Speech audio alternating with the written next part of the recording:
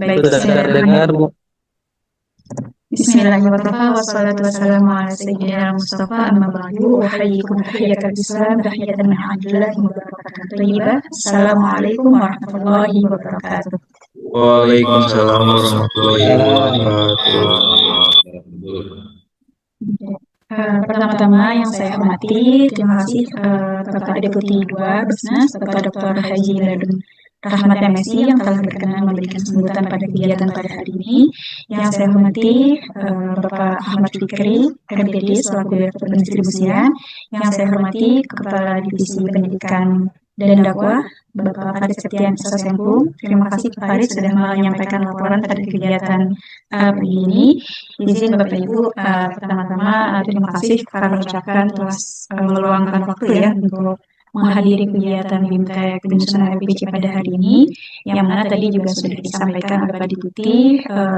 Laporan ini merupakan bagian penting dari pelaksanaan program beasiswa santri, sehingga catatan pelaksanaan program bisa kita evaluasi dengan baik agar programnya bisa tetap kita lanjutkan di tahun-tahun mendatang. Seperti itu, Pak.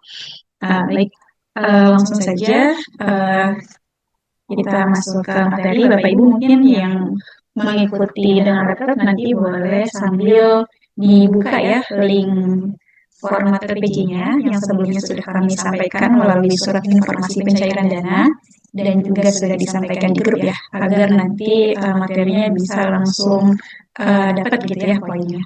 Baik. Bismillah, dilanjut Bapak. Mas Faiz boleh dilanjut slide-nya. Oke, tadi sebagaimana yang sudah dipaparkan ya setiap pertemuan kita, beasiswa santri ini diperuntukkan untuk persiapan masuk ke perguruan tinggi negeri atau favorit begitu ya, sehingga goals-nya adalah santri bisa berhasil lolos dan diterima di perguruan tinggi impian masing-masing seperti itu. Lanjut.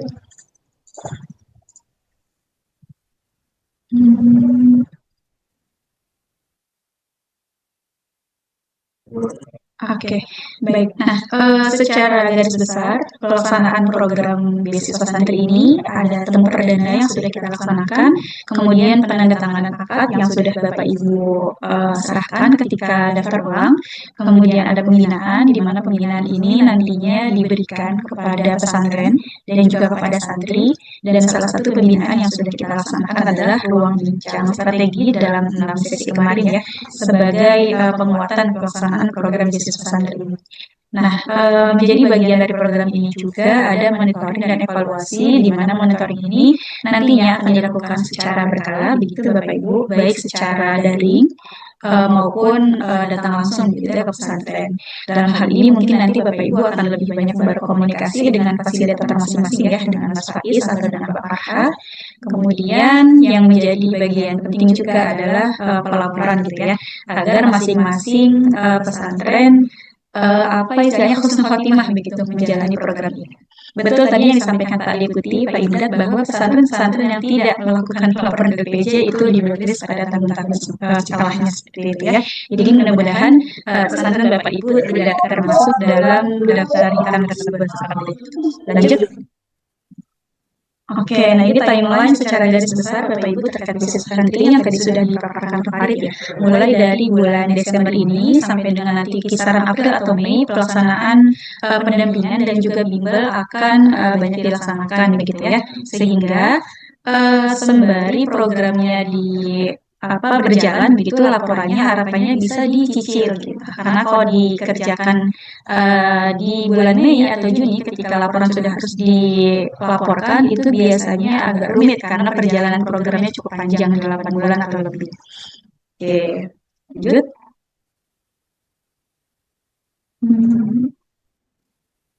Oke, baik. Pelaporan di beasiswa santri Basnas ini ada apa aja gitu ya. Yang pertama memang LPJ, ini adalah laporan final yang nanti Bapak Ibu akan laporkan di kisaran bulan Mei atau Juni, mengikuti nanti santri-santri di pesantren Bapak Ibu sudah selesai semuanya dalam seleksi masuk atau belum gitu.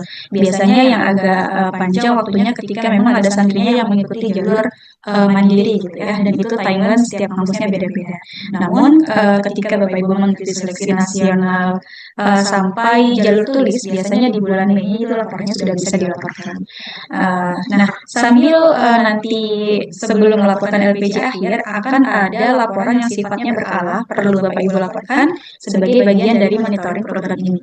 Yang pertama nanti ada jurnal kegiatan, tadi yang seperti disampaikan Pak Farid ya, ini bukan jurnal artikel apa namanya dipublikasi begitu Bapak Ibu ya, isinya daily activity, yaitu aktivitas apa saja yang dilaksanakan di pesantren selama periode jurnal kegiatan tersebut. Nah, jurnal kegiatan ini salah satu poin yang perlu diupload secara berkala mengikuti periode jurnal atau bulan yang sudah ditentukan ya. Bapak Ibu boleh dicek lagi dulu ketika daftar ulang itu ada submit kesediaan akad ya menjadi PJ begitu. Nah, di sana sudah tertera poin jurnal di bulan apa saja jurnalnya harus dilaporkan seperti itu. Oke, dan ini salah satu juga nanti persyaratan yang akan diperiksa ketika Basnas akan mencairkan mukafaah begitu ya untuk PJ dalam pendampingan program ini. Kemudian ada laporan kedua yang perlu diupdate secara berkala, nanti ada data kelulusan santri gitu. Jadi karena seleksi masuk itu ada berbagai jenis ya, ada yang prestasi, tulis dan lain-lain dengan timeline yang berbeda, Bapak Ibu perlu mengupdate secara berkala di setiap masing-masing jalur seleksi itu. Nanti pesantren akan punya satu spreadsheet masing-masing untuk mengupdate santrinya sudah lulus di mana atau sedang proses mengikuti jalur apa. Lanjut. Oke, nah LPJ beasiswa santri itu isinya apa aja? Insya Allah isinya hanya ini Bapak Ibu ya, hanya selembar ini. Jadi dimulai dari cover, nanti ada penutup ya, jadi insya Allah tidak banyak. Formatnya sudah disediakan, bisa mulai dicicil mungkin bagian-bagian yang sudah ada begitu ya, seperti pendahuluan, kemudian tujuan gitu. Nanti bagian-bagian lain dicicil berjalan sembari pelaksanaan program. Oke, next. Yang pertama, halaman pertama laporan sudah pasti cover Bapak Ibu ya. Kalau di format, nanti Bapak Ibu akan melihat format polos begitu dengan tulisan laporan pertanggungjawaban di atas, bla bla bla begitu ya. Di tengah ada kode logo pesantren, kemudian di bawah ada nama pesantren, alamat, nomor telepon, email, dan tahun pelaksanaan program. Nah, secara default untuk cover cukup seperti itu atau contoh yang pertama ini. Namun kalau misalnya pesantren melihat kok polos ya, kok nggak cantik ya, kok nggak bagus ya gitu, mau didesain boleh, namun tidak menghilangkan esensi daripada informasi yang perlu disampaikan. Yang mana? Nah, tulisan laporan pertanggungjawabannya tetap ada, kemudian nama programnya tetap ada, di bawah tetap ada nama pesantren, nama alamat, nomor telepon, dan tahun programnya tetap sama. Jadi menggunakan yang polos atau yang default atau menggunakan yang versi desain diperbolehkan dengan catatan narasi atau judul daripada cover itu tetap sesuai dengan template yang diberikan. Lanjut. Oke, setelah cover nanti ada surat pengantar LPJ gitu ya. Nah, surat pengantar ini kalau dari Basnas sendiri tidak ada format baku ya Bapak Ibu untuk pengantar. Biasanya masing-masing sekolah atau masing-masing pesantren memiliki format surat pengantar biasanya, baik untuk laporan ke dinas misalnya, gubernur dan lain-lain, itu bisa digunakan gitu ya. Namun ini ada dua contoh yang kami sajikan begitu. Nah, capture-capture yang Bapak Ibu lihat pada BMT kali ini adalah LPJ asli gitu ya dari beberapa pesantren yang kami nilai cukup baik begitu sehingga bisa dijadikan contoh dan bisa digunakan.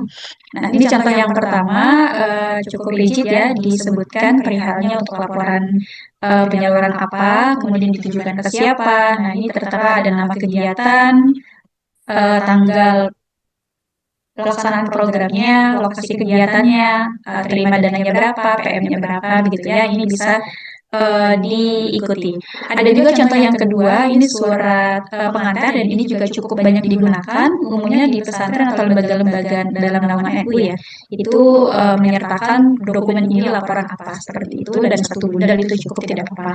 Bapak Ibu boleh memilih, prinsipnya adalah surat pengantar ini menyampaikan bahwa dokumen yang Bapak Ibu sampaikan adalah laporan pertanggungjawaban program beasiswa santri Basnas tahun 2025. Oke, next. Nah, ini masuk ke isi daripada laporan ya. Jadi, secara garis besar, laporan pertanggungjawaban isinya adalah summary ya, atau apa rangkuman begitu dari pendampingan yang Bapak Ibu lakukan di pesantren. Nah, ini ada pendahuluan, Bapak Ibu biasanya di contoh itu udah ada paragraf pertama ya. Nanti di paragraf kedua boleh dimasukkan apa profil ya, profil pesantren, karena masing-masing pesantren pasti punya profil, sejarah, dan histori yang berbeda-beda sehingga harapannya kami atau tim audit begitu yang membaca laporan tergambar pesantren seperti apa begitu yang mengelola program ini. Oke, kemudian di bagian kedua ada tujuan. Nah, secara umum memang tujuannya adalah memperluas gitu ya akses santri dalam mengenyam pendidikan tinggi. Namun Bapak Ibu diperkenankan untuk menambahkan poin-poin lain yang barangkali program ini sejalan ya sesuai dengan visi misi Bapak Ibu di pesantren dalam pendampingan ini. Lanjut. Oke, di bagian ketiga nanti ada waktu pelaksanaan. Oke, nah ini waktu pelaksanaan boleh dimulai dari pengumuman kelulusan santri beasiswa ya, atau tanggal ketika SK beasiswa santrinya diterbitkan Bapak Ibu. Kemudian nanti bisa dilanjutkan sesuai dengan activity yang dilakukan oleh pesantren. Ada sosialisasi, barangkali ada study session dari alumni-alumni pesantren, kemudian ada bimbel, ya, ada tryout dan lain-lain, itu bisa disertakan. Nah, secara sederhana, waktu pelaksanaan ini umumnya akan mengikuti periode atau tanggal-tanggal yang ada di jurnal kegiatan. Jadi, jurnal kegiatan yang Bapak Ibu akan submit setiap 2 atau 3 bulan, itu kan ada tanggalnya nanti ya, dan itu bisa rekapannya dimasukkan ke bagian waktu pelaksanaan ini. Sehingga nggak lagi ingat-ingat ya, sosialisasi kapan, kemudian waktu tryoutnya kapan, dan lain-lain. Bapak Ibu bisa mengacu kepada jurnal kegiatan yang nantinya akan di-upload secara berkala.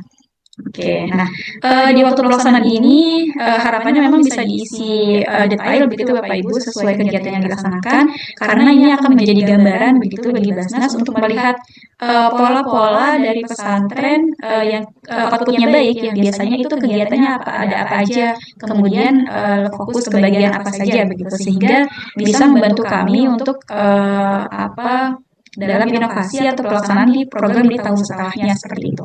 Termasuk ruang bincang strategi yang kemarin kita laksanakan, dan itu adalah forum ya yang pertama kali diadakan di program beasiswa santri selama 5 tahun terakhir ini. Itu juga bagian dari masukan dari Bapak Ibu ya di LPG gitu. Sehingga catatan-catatan ini menjadi pattern ya, pola kelihatan pesantren yang outputnya baik itu melaksanakan ini dan ini seperti itu. Lanjut, di bagian selanjutnya ada PJ program. Sebetulnya di bagian ini yang wajib ditulis hanya pimpinan dan PJ pelaksana saja sesuai dengan SPTJM dan surat tugas ya Bapak Ibu. Namun umumnya di pesantren itu ada tim begitu ya yang mengolah, mungkin ada bendahara, mungkin ada administrasi pelaporannya, mungkin ada tim dokumentasi begitu ya. Jika ingin dimasukkan diperbolehkan, namun ketika nanti LPJ-nya ada perbaikan atau revisi yang kami hubungi adalah PJ-nya seperti itu. Oke, di bawahnya ada peserta program, nanti Bapak Ibu tuliskan ya peserta program di beasiswa di tahun 2025 ini ada berapa santri dari kelas 12. Oke, nah di bawahnya ada output program ya. Nah, output program ini nantinya Bapak Ibu akan mendapatkan rekapnya dari data kelulusan yang nantinya akan diupdate secara berkala. Nanti di bawah akan ada contohnya, gambarnya seperti apa.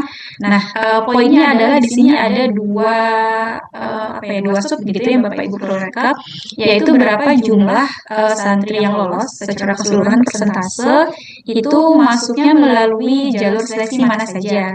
Misal di contohnya SNBP-nya ada 5, kemudian SNBT-nya ada 14 orang gitu.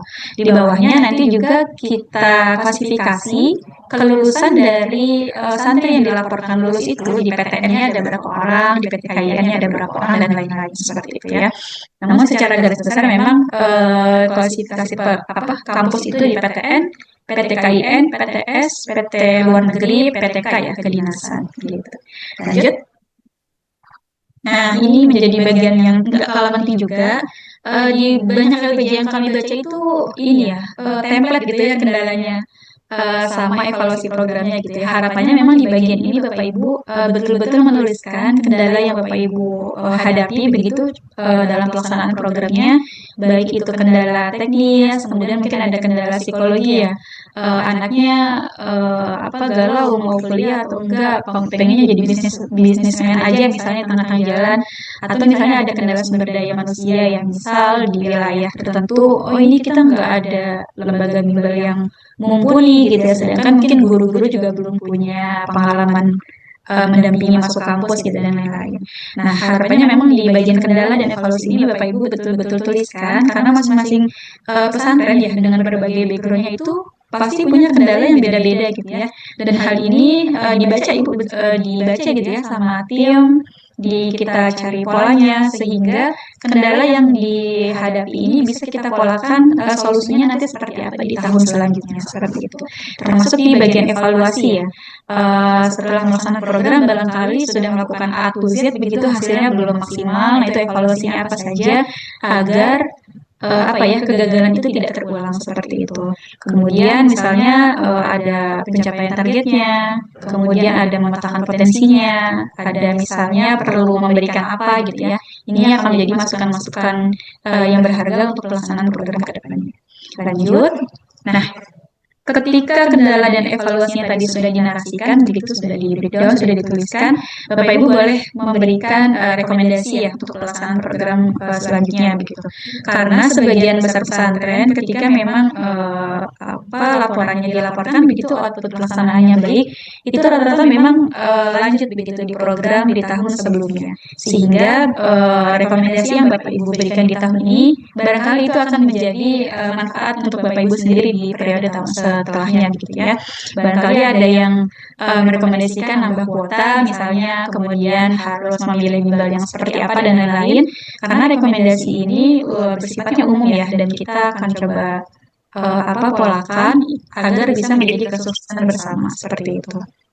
Oke, kemudian setelah rekomendasi ada penutup ya. Ini penutup umum saja, penutup dari laporannya. Nah, setelah bagian ini adalah laporan-laporan penting yang nantinya perlu dilaporkan. Ada 7 ya lampirannya. Next, yang pertama ada laporan penggunaan dana. Nah, Bapak Ibu dari dana yang diterima perlu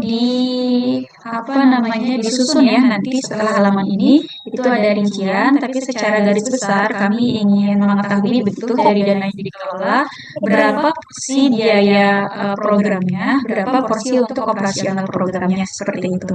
Nah, di sini ada poin anggaran, realisasi dan varian gitu. Nah, anggaran Bapak Ibu mengacu ke strategi pelaksanaan ya yang diupload ketika pendaftaran boleh mengacu ke sana, atau kalau setelah temu perdana kemarin ada range ulang terkait penggunaan dana boleh juga gitu, sehingga bisa ketahuan ya antara anggaran dan realisasi itu beda atau sama.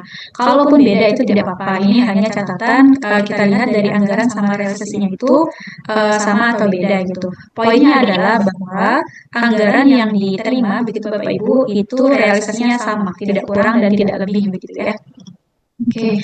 Nah, di bagian penggunaan dana ini nantinya perlu ditandatangani sebetulnya minimal itu bisa 2 PJ dan pimpinan saja, tapi kalau misalnya disusun oleh bendahara PJ kemudian baru dipara oleh pimpinan itu tidak apa-apa, tabelnya bisa ditambah 3.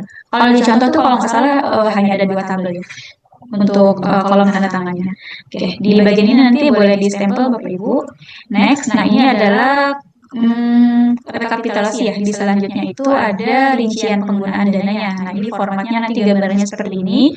Sudah dibagi 2 ya, 2 bagian, ada 1 biaya program, kemudian 2 biaya operasional program. Nanti Bapak Ibu isikan yang menjadi bagian programnya itu apa saja di bagian atas, nanti kita lihat totalnya berapa. Nah, itu ada uraian ya, uraian itu maksudnya nota apa gitu, terus jenis penggunaan dananya apa, apakah kwitansi, apakah invoice Shopee misalnya beli buku di Shopee, apakah struk dan lain-lain. Kemudian di kanan tuh ada keterangan nota. Nah, ini keterangan nota harus ada semua ya Bapak Ibu ya, karena nanti banyak bukti penggunaan dana yang akan kita gunakan sehingga nota dari seluruh penggunaan atau bukti dari seluruh penggunaan ini ada begitu. Nah, di bagian bawah itu ada biaya operasional program. Ini nantinya ditulis untuk keperluan-keperluan yang memang menjadi penunjang daripada program itu sendiri.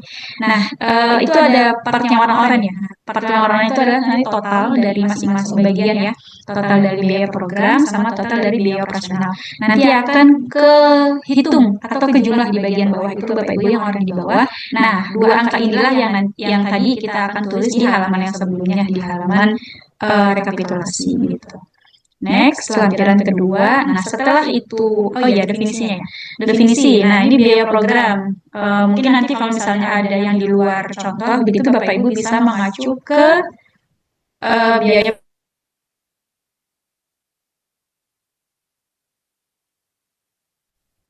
Oke, biaya program ini adalah biaya yang digunakan untuk kegiatan bimbelnya atau pengembangan akademik secara langsung ya. Ini mencakup biaya bimbel, kemudian ada pendaftaran tes tulis ya, biasanya ada yang berbayar, baik SNBT atau MPTKIN. Kemudian kalau tryout-nya berbayar, bisa digunakan sebagai biaya program. Terus buku sakti ya, atau buku apa yang digunakan untuk bimbel, termasuk akomodasi santri ketika mengikuti tes tulis gitu. Nah, untuk tes tulis ini biasanya lokasinya jauh ya, entah itu di kampusnya, di sekolah, atau yang ada tahun lalu tuh sampai yang harus nyebrang pulau gitu ya, karena di pulau itu tidak ada lokasi yang digunakan sebagai tes tulis. Nah, Bapak Ibu, dana ini boleh dan dianjurkan begitu ya untuk support apapun kebutuhan santrinya, termasuk tadi akomodasi mengikuti tesnya ya. Jika memang perlu akomodasi transportasi begitu atau barangkali harus menginap karena saking jauhnya gitu ya, itu bisa didanai dari dana beasiswa santri ini. Nah, untuk biaya operasional program ini definisinya adalah biaya yang digunakan untuk mendukung kegiatan operasional programnya. Contoh, bikin atribut, banner, jaket, kan sebenarnya nggak pakai jaket juga boleh ya tes seleksi gitu ya. Namun karena memang ada operasional program yang perlu kita gunakan begitu sebagai identitas program, maka ada operasional program yang harus dijalankan. Salah satunya adalah jaket dan banner. Oke, yang kemarin bannernya masih belum pada benar gitu ya, belum sesuai dengan template, monggo boleh dicetak lagi. Gitu, karena kalau nantinya dipakai untuk laporan, kadang-kadang nggak jadi kita lapor ke pimpinan karena desainnya nggak sesuai, kan sayang ya. Jadi kegiatan Bapak Ibu tidak sampai kepada pimpinan gitu.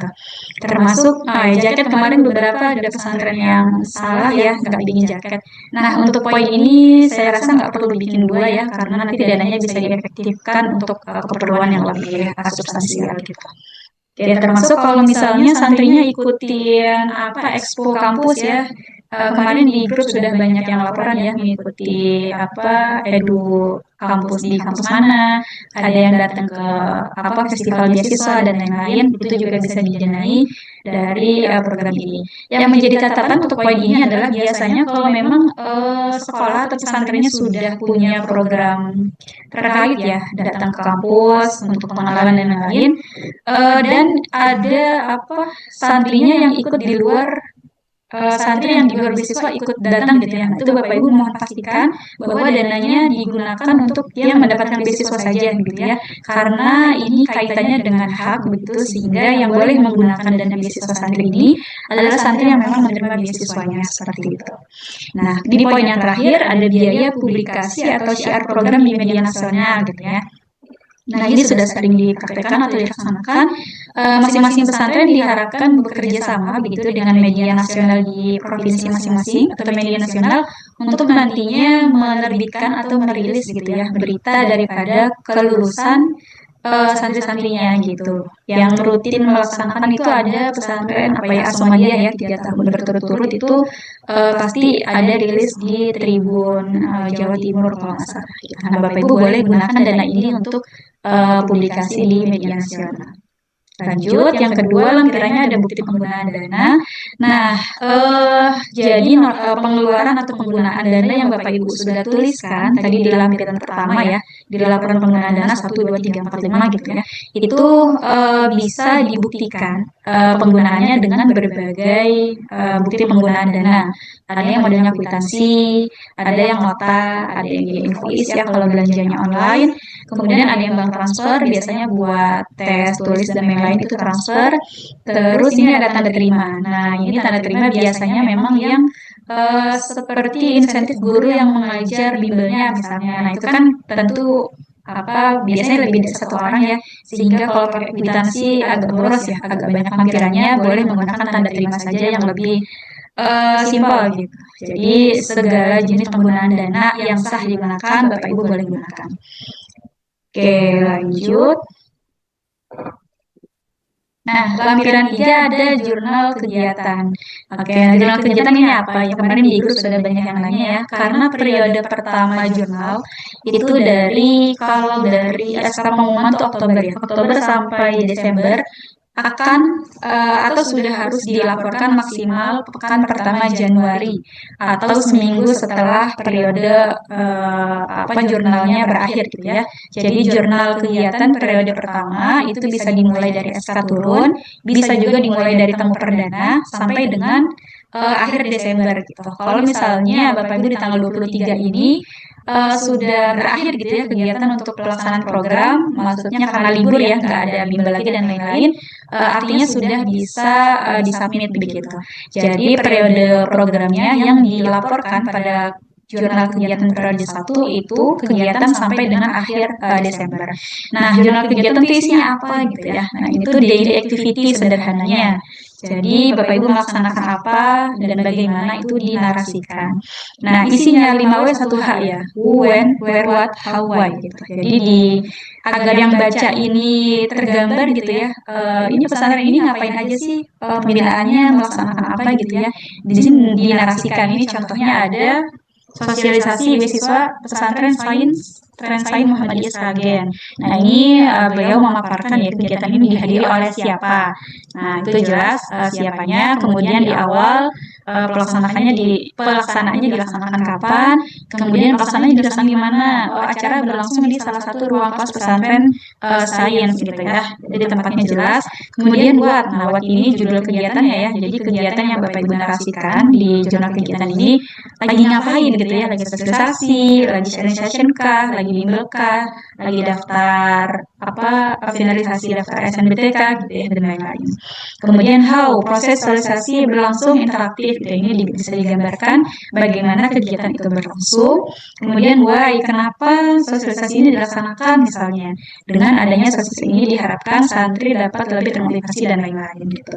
Jadi sebagian besar jurnal kegiatan itu bentuknya sudah narasi seperti ini, 5W 1H. Tapi ada juga yang bentuknya seperti next. Nah, ini oh iya benar. Ini contoh kedua. Nah, ini contoh kedua karena takut kelewat ya 5W 1H-nya apa yang belum keajak gitu ya. Jadi tulis satu-satu, what-nya apa, who-nya siapa, where-nya di mana gitu-gitu ya. Bapak Ibu kalau misalnya bingung gitu menggunakan format narasi seperti contoh yang tadi, menggunakan format yang seperti ini 5W 1H-nya di satu-satuin gitu bikinnya, monggo saja yang memudahkan gitu ya. Oke. Next. Nah, ini dokumentasi. Bapak Ibu nanti di contoh template itu akan ada beberapa dokumentasi yang harus dimasukkan gitu fotonya di LPJ. Dan ini adalah minimal dokumentasi yang ada gitu ya, yang harus ada. Itu ada sosialisasi ke wali santri gitu ya. Kemudian ada proses bimbelnya berjalan, ada proses tanda tangan mitra kalau memang menggunakan bimbel, kemudian pemberian modulnya, kemudian ada persiapan UTBK sama proses pelaksanaannya. Nah, ini adalah seminimal-minimalnya dokumentasi yang nanti harus dimasukkan di LPJ. Kalau misalnya setiap kegiatan mau dimasukkan, boleh saja gitu ya, tapi minimalnya 6 kegiatan ini harus ada. Lanjut. Nah, di lampiran 5 nanti Bapak Ibu masukkan kembali SPTJM dan surat tugas terakhir ya. Karena di beberapa pesantren ada pergantian PJ, sehingga nanti di LPJ yang dimasukkan adalah surat tugas terakhir seperti itu. Oke, lanjut. Data kelulusan. Nah, ini nanti akan kita bahas lebih panjang. Tapi di LPJ yang Bapak Ibu nanti harus masukkan hanya 4 kolom ini saja. Jadi dari 30, 20, dan lain-lain gitu ya jumlah penerima beasiswa santrinya. Nanti ada dokumentasi atau evidence dia lulusnya di mana gitu ya. Jadi ada nama, jenis kelamin, status kelulusannya, lulus, tidak lulus. Kemudian di sebelahnya adalah evidence daripada status kelulusan. Kalau misalnya ditulis lulus ya berarti yang dilampirkan adalah dokumen kelulusan, capture ya, dia diterimanya di mana. Kalau memang tidak lulus, nanti capture dari ketidaklulusannya bisa dilampirkan. Lanjut. Nah, ini lampiran 7 ada best practice ya. Bapak Ibu jika ada kegiatan yang memang dirasa itu adalah praktik baik dari masing-masing pesantren itu bisa dimasukkan di lampiran 7 ya. Misalnya ini salah satunya datang ke kampus begitu kemudian pada kegiatan ini jadi tahu nih banyak jalur yang sebelumnya belum tahu ternyata untuk masuk ke kampus ini tuh ada ini dan ini gitu ya. Tapi untuk best practice ini tidak terbatas pada kegiatan kunjungan kampus ya Bapak Ibu. Jika menilai ada satu kegiatan yang dirasa itu menjadi game changer gitu ya, part penting pelaksanaan program ini itu bisa dimasukkan di bagian best practice ini. Oke lanjut, nah ini sudah penutup ya. Jadi kalau penutup ini, belum. Ya, penutup ini tidak berlaku ya Bapak Ibu, bisa menggunakan format penutup laporan yang biasa Bapak Ibu gunakan di pesantren. Prinsipnya adalah di bagian ini yang menandatangani adalah pimpinan pesantrennya. Ditandatangani, dicap, kemudian diberi materai ya Bapak Ibu sebagai laporan gitu. Materinya dibeli pakai dana beasiswa boleh Bu? Boleh. Dah, LPG-nya kira-kira seperti ini saja, insya Allah tidak banyak ya, dan formatnya sudah disediakan. Dan seperti yang tadi Bapak Ibu sudah lihat ya, banyak bagian yang memang tidak bisa kita kerjakan seminggu sebelum laporan harus dilaporkan. Beberapa bagian harus dicicil begitu ya, sehingga ketika laporan itu sudah mendekati waktu pelaporan, itu sifatnya hanya tinggal melengkapi saja. Nah, ini link-link penting yang nantinya akan Bapak Ibu akses. Ada format LPJ, ini sudah ada di bio group ya, linknya. Untuk submit LPJ-nya baru bisa diakses di bulan Mei nanti. Kemudian ada akses data kelulusan. Nah, ini nantinya yang Bapak Ibu akan gunakan untuk ini si A udah lulus, di-update di mana gitu ya. Nanti bisa dibuka di link ini. Lanjut. Kalau mau di-capture dulu boleh, tapi nanti materinya di-share. Kejauhan. Nah, oke. Di update data kelulusan, tadi link yang ada di slide sebelumnya, Bapak Ibu bisa buka, karena di dalamnya itu kayak di bawah ini ya, dia ada banyak link gitu. Jadi masing-masing pesantren punya satu spreadsheet khusus, agar tidak bingung ya harus update di mana dan kecampur gitu nama santrinya. Sehingga masing-masing kami fasilitasi satu spreadsheet khusus, yang bisa diakses untuk mengupdate data kelulusannya. Nanti ketika sudah dibuka, Bapak Ibu cari ya SK pesantrennya nomor berapa, kemudian nanti link-link yang warna biru ini yang di kolom G itu bisa di copy dan dibuka di tab baru karena ini aksesnya hanya bisa dilihat saja, tidak bisa diedit di sini. Next. Nah, isi dari data kelulusan nanti Bapak Ibu akan melihat ini sebetulnya panjang ke kanan ya, cuman karena agak terbaca begitu. Di data kelulusan ada 4 bagian yang nantinya akan diupdate ya.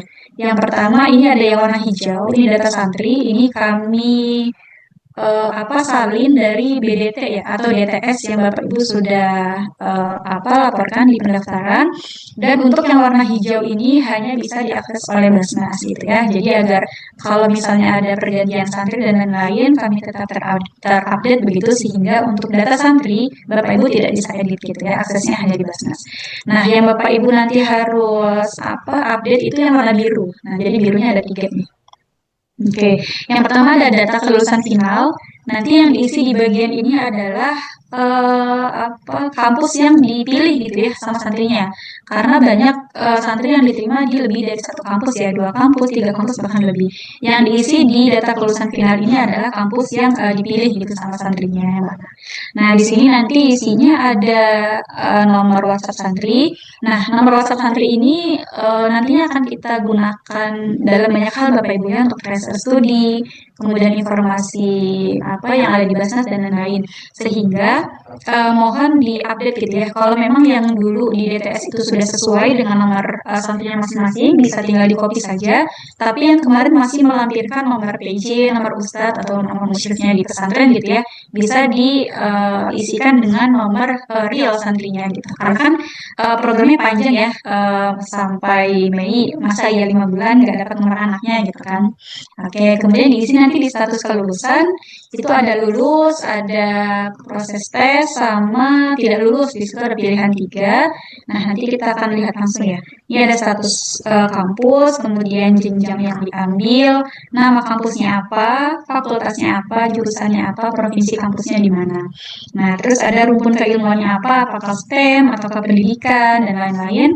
Kemudian jalur masuk perguruan tingginya yang diterima lewat SNBTK, SNBPK, dan lain-lain. Kemudian kategori kampusnya, karena ini UGM ya tulisannya contohnya, berarti dia Kemendikbud. Kalau misalnya diterimanya di UIN Jogja misalnya, berarti dia Kemenak gitu ya.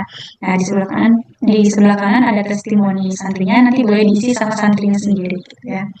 Oke, di bagian biru yang kedua, ini ada jalur masuk perguruan tinggi. Nah, ini salah satu yang nantinya perlu diupdate secara berkala, begitu. Jadi, ketika SNBP, nanti akan diupdate Bapak Ibu semuanya proses misalnya, atau dia mengikuti lulus, atau dia ikut tapi nggak lulus gitu ya. Ini semua jalur kami sediakan. Di bagian ini, ini cukup penting bagi kami untuk melihat kira-kira dari bimbel yang sudah kita laksanakan, ini berapa kali santri punya peluang begitu ya untuk masuk ke perguruan tinggi. Jangan sampai dari sekian banyak fitur gitu ya yang bisa dicoba dari bimbel ini hanya satu yang diikutin gitu ya. Kalau satu lulus alhamdulillah gitu, tapi kalau satu yang dicoba nggak lulus kan sayang gitu ya. Oke, sama di bagian biru yang terakhir nanti akan ada nilai hasil tryout Bapak Ibu. Kemarin di grup sudah beberapa pesantren ya report sudah melakukan tryout pertama, kedua dan lain-lain. Mohon bisa didata ya. Yang perlu dicantumkan di sini hanya 3. Tryout pertama, tryout tengah, sama tryout akhir gitu. Jadi minimal tryout yang harus dilaksanakan adalah 3 kali agar memenuhi laporan ini. Nah, rata-rata memang satu pesantren itu biasanya lebih dari 3. Jadi Bapak Ibu nanti bisa pilih aja yang tengah tuh tryout yang keberapa gitu ya. Kalau awal sama akhir kan jelas. Oke, next. Nah, ya ini bagian best practice ya kemarin sudah dipaparkan. Jadi dari semua program pendistribusian yang dilaksanakan Basnas, kami biasanya bukan begitu Bapak Ibu. Ini contohnya ada yang pertama, bangkit dan terus tumbuh ini ditulis oleh peserta beasiswa tingkat S1 ya. Ini cendekia Basnas. Kemudian ada teladan ulama Nusantara, ini beasiswa ulama kalau nggak salah. Kemudian ada bedah musola, ini ada menoreka riset, ini tulisan dari penerima beasiswa riset dan lain-lain. Nah, ini di bawah ada menuju merajut asa bersama Basnas. Nah, ini adalah tulisan pertama ya dari santri-santri penerima beasiswa santri angkatan 2022 kalau nggak salah ini dulu. Nah, saat ini kita buka jilid pertama. Ini adalah antologi nanti dari kisah pendampingan yang Bapak Ibu laksanakan selama 6 atau 8 bulan gitu ya. Agar lesson learn atau best practice yang Bapak Ibu laksanakan bisa diduplikasi ke pesantren-pesantren yang lain. Oke, lanjut. Habis ya. Oke, oke. Kita masuk ke yang link penting coba. Yang penting. Mundur.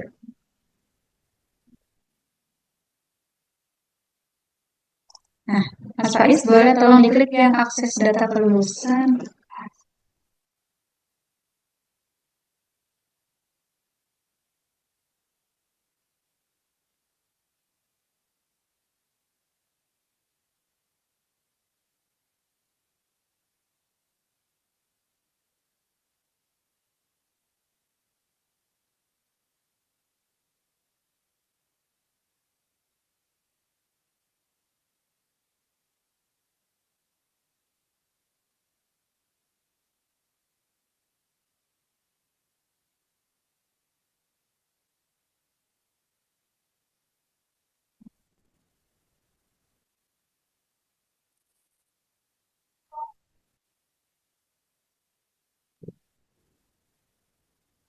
Oke, boleh tolong diklik yang SK1 ya. Kita coba lihat contohnya.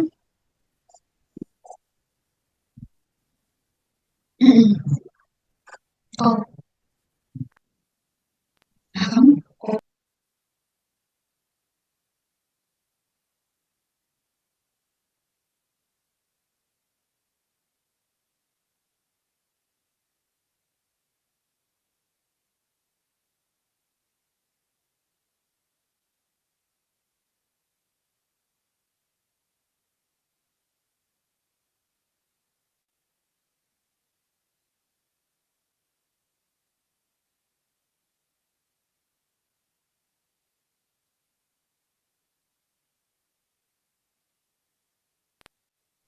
udah berubah belum? Ya, Bapak Ibu, ini kita akan coba lihat contoh ya. Dari SK1, penampakan dari update data kelulusan ya. Nah, ini tadi ya yang sudah ditekankan, ada hijau, ada biru ya. Yang hijau sudah kami isikan dengan nama-nama atau penerima beasiswa santri yang sudah Bapak Ibu kirimkan di DTS ya. Barangkali nanti datanya tidak sesuai, silakan di cross check ke fasilitator masing-masing untuk bisa disesuaikan. Tentu saja ini kami akan mengacu kepada data yang di-upload ketika pendaftaran atau DTS begitu ya. Oke, ini di kanan data kelulusan final nanti ini diisi berdasarkan kampus apa yang diterima gitu ya. Nah, ini yang penting di status kelulusan. Oke, di sini. Nah, Bapak Ibu di kolom H ini punya 3 status ya, ada lulus, ada proses tes, ada tidak lulus gitu. Nah, kalau misalnya Bapak Ibu sekarang sudah bisa akses, silakan bisa dibuka di link SK masing-masing, bisa trial ya. Ini karena belum ada proses tes seleksi yang berjalan, bisa di statusnya jadi proses tes semuanya seperti ini. Oke. Oke, nanti kalau sudah bisa dibuka Bapak Ibu di link SK masing-masing, silakan nanti sebagai bukti udah trial gitu ya dan udah bisa diisi di status kelulusannya silakan diupdate menjadi proses tes semuanya saja. Oke, ini nanti adalah yang perlu diupdate ya, jenjangnya, nama kampusnya, fakultasnya, jurusannya apa, provinsinya di mana gitu ya. Oke. Nah, ini adalah yang baru ya di tahun lalu belum ada.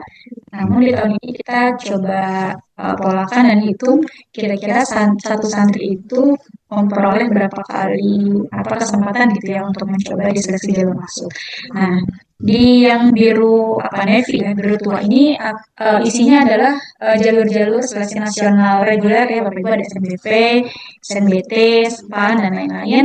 Nanti perlu diupdate secara berkala ketika sudah terlaksana timelinenya. Misalnya untuk SNBP, uh, ini ada yang ikut SNBP tapi dia lulus gitu ya. Ada yang dia misalnya mengikuti tapi nggak lulus gitu ya. Nah di sini jadi dia ada 4, dia ikut, dia lulus, dia lagi ngikutin, maksudnya belum ada pengumuman gitu. Terus dia ikut tapi dia nggak lulus atau dia tidak mengikuti jalur tes ini gitu.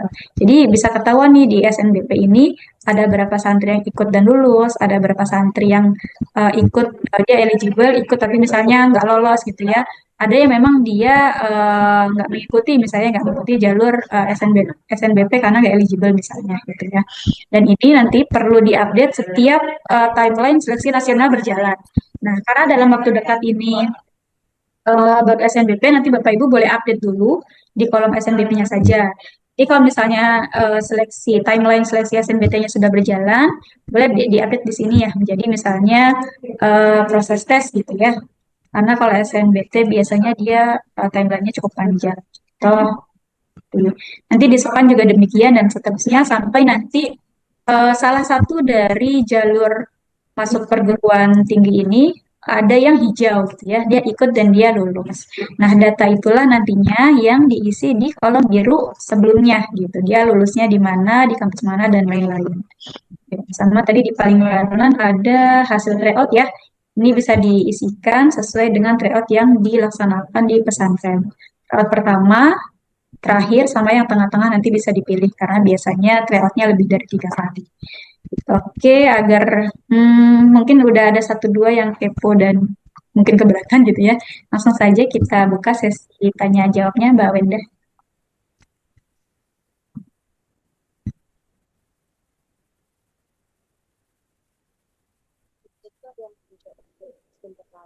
cowok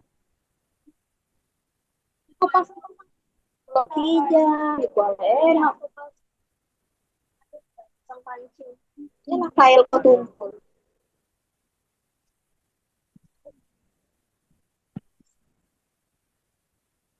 gimana aku Ya. Mbak Wenda, ada? Assalamualaikum kok udah blok Bisa saya bertanya? Mas, Zoom aku keluar.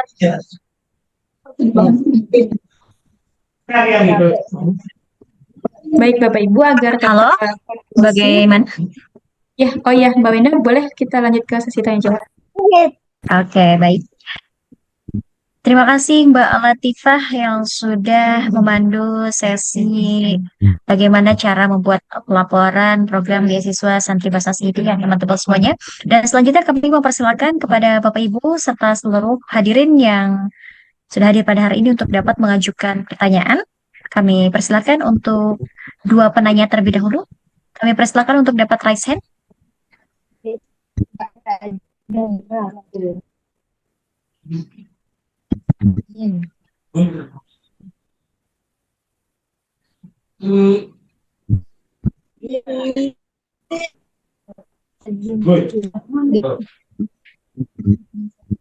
Kami persilakan kepada Bapak Ibu, jika ada yang ingin ditanyakan atau didiskusikan, kami persilakan untuk dapat mengajukan pertanyaannya.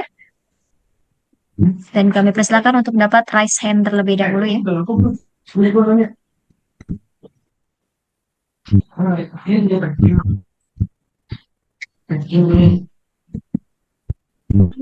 Ini saya mau bertanya nih. Silakan Bapak. Ya. Baik, terima kasih. Bismillahirrahmanirrahim. Assalamualaikum warahmatullahi wabarakatuh. Yang saya hormati para tugas atau admin dari Basnas, kami dari Pondok Pesantren Al-Kausar Pekanbaru. Jadi tadi saya mengikuti masalah spreadsheet. Itu kan ada data yang hijau yang tidak bisa diubah, itu tanggung jawab dari Basnas. Kemudian dari pesantren kami ini ada 2 anak yang mengundurkan diri dari beasiswa. Itu bisa diganti nggak kira-kira? Karena sementara ada 2 siswa yang lain yang tidak termasuk ke dalam Basnas, dia tidak bisa ikut bimbel karena biaya bimbelnya terlalu mahal. Nah, bisa nggak 2 orang itu misalnya diganti dengan siswa yang lain? Itu saja pertanyaan kami dari Kementerian Al-Kausar. Terima kasih. Assalamualaikum warahmatullahi wabarakatuh. Waalaikumsalam warahmatullahi wabarakatuh. Baik, terima kasih. Kami persilakan Mbak Latifah untuk dapat menjawab pertanyaan dari Bapak. Oke, baik, terima kasih. Dengan Ustadz siapa tadi ya? Dengan Sam. Oh ya, Ustadz Syam dari Kausar Pekanbaru Ustadz ya? Oke, baik Ustadz. Memang dalam pelaksanaan setiap tahun ya, itu ada apa namanya permohonan pergantian santri ya. Baik yang memang santrinya itu pindah, begitu ada juga yang mendapatkan apa hukuman gitu ya dari pesantren dengan hukuman yang berat. Ada juga tahun lalu itu yang santrinya qadarullah apa meninggal gitu ya. Prinsipnya untuk santri-santri yang apa tidak bisa melanjut gitu ya, itu boleh digantikan dengan catatan memang alasannya bukan berubah pikiran gitu ya. Karena untuk masalah berubah pikiran ini tidak bisa diukur sehingga akan merepotkan gitu ya, baik di pesantren maupun di pendataan kami. Jadi harapannya untuk nama-nama yang sudah diajukan itu sebetulnya sudah yang melalui seleksi ya. Kalau dulu di apa strategi pelaksanaan itu sudah ada poin bagaimana pesantren menseleksi. Nah, harapannya hasil seleksi itu minimal adalah mereka-mereka yang memang sudah mau kuliah gitu ya. Sehingga untuk pergantian santri kami perbolehkan dengan catatan alasannya bukan berubah pikiran gitu ya. Kalau tadi ada mengundurkan diri karena ekonomi dan lain-lain dipersilahkan.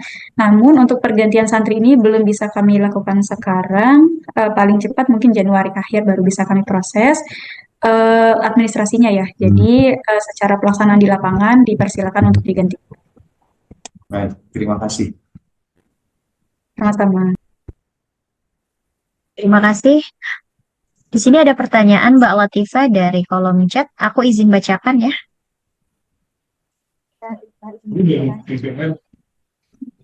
Dari Pondok Pesantren El Shihab, izin bertanya, jika salah satu anak yang terdaftar beasiswa Basnas tidak lanjut lagi bersekolah di pondok kami, apakah bisa digantikan dengan santri yang lain? Jika bisa, persyaratannya apa saja?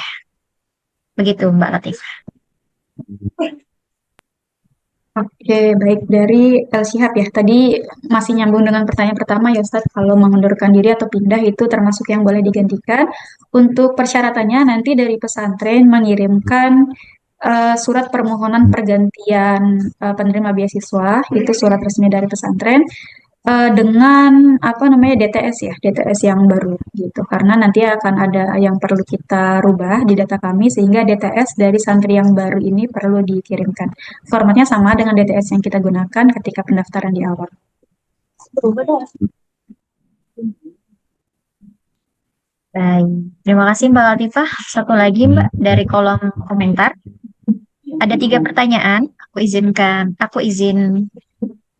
membacakan kembali ya. Yang pertama, apakah kegiatan monitoring dilakukan kepada seluruh pesantren yang menerima bantuan beasiswa santri Basnas ini?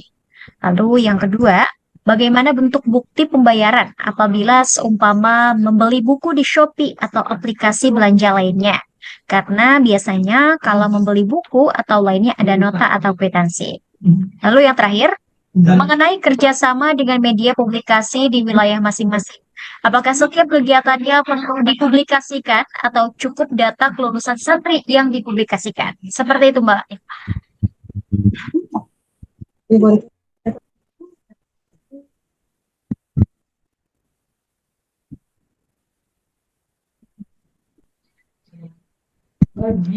izin Mbak Latifah, suaranya tidak terdengar.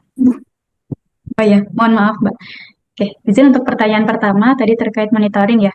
Betul Bapak, untuk monitoring kita laksanakan ke seluruh pesantren.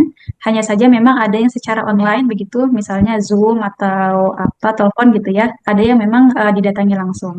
Nah, biasanya kalau yang datang masih saya, masih Mas Faiz, masih Mbak Farha itu masih baik ya, tapi nanti kalau tim audit yang datang gitu Bapak Ibu, sehingga harapannya data-data terkait pelaksanaan bisa disiapkan, diupdate secara berkala, sehingga baik nanti yang datang dari tim monitoring program maupun tim yang memang tupoksinya adalah memonitoring seluruh program di Basnas, itu datanya sudah siap seperti itu. Jadi jawabannya iya, seluruh pesantren akan kami monitoring. Kedua, bukti pembayaran kalau belanjanya di Shopee gitu ya. Nah, tadi sudah ditampilkan ya salah satu bukti penggunaan yang sah dan bisa dilampirkan di LPG adalah invoice atau faktur dari pembelanjaan online. Biasanya kalau belanja online itu kita bisa download gitu ya Ustadz faktur atau invoice-nya dan itu bisa dilampirkan. Kemudian tadi terkait media publikasi ya, apakah harus dipublikasi semua kegiatan? Tidak ya Bapak Ibu. Kalau misalnya pesantrennya punya web gitu ya, itu untuk data apa penerimaan berapa santri yang mendapatkan beasiswa dan lain-lain bisa dimanfaatkan menggunakan web pesantren. Yang kami dorong untuk menggunakan media massa nasional adalah nanti ketika kelulusan ya. Mungkin nanti beberapa contoh akan kami kirimkan ke grup ya dari tahun lalu seperti apa contoh yang kita publikasikan di media massa nasional. Seperti itu. Ya, mudah-mudahan menjawab. Baik, terima kasih. Sudah cukup ya Bapak Ibu untuk sesi tanya jawab. Karena keterbatasan waktu juga, saat lagi kita akan memasuki waktu zuhur. Jika Bapak Ibu masih ada yang ingin didiskusikan atau jika ada yang masih ingin ditanyakan, bisa langsung ke PIC program terkait atau bisa berdiskusi di WA Group. Baik Bapak Ibu hadirin yang berbahagia, dengan demikian berakhirlah seluruh rangkaian acara kita pada hari ini. Saya selaku pembawa acara memohon maaf atas segala kekurangan dan mengucapkan terima kasih yang sebesar-besarnya atas kehadiran dan partisipasi Bapak Ibu serta seluruh hadirin yang berbahagia pada hari ini. Sekali lagi, saya selaku pembawa acara pamit undur diri. Assalamualaikum warahmatullahi wabarakatuh. Waalaikumsalam. Warahmatullahi wabarakatuh. Alhamdulillah. Waalaikumsalam warahmatullahi wabarakatuh.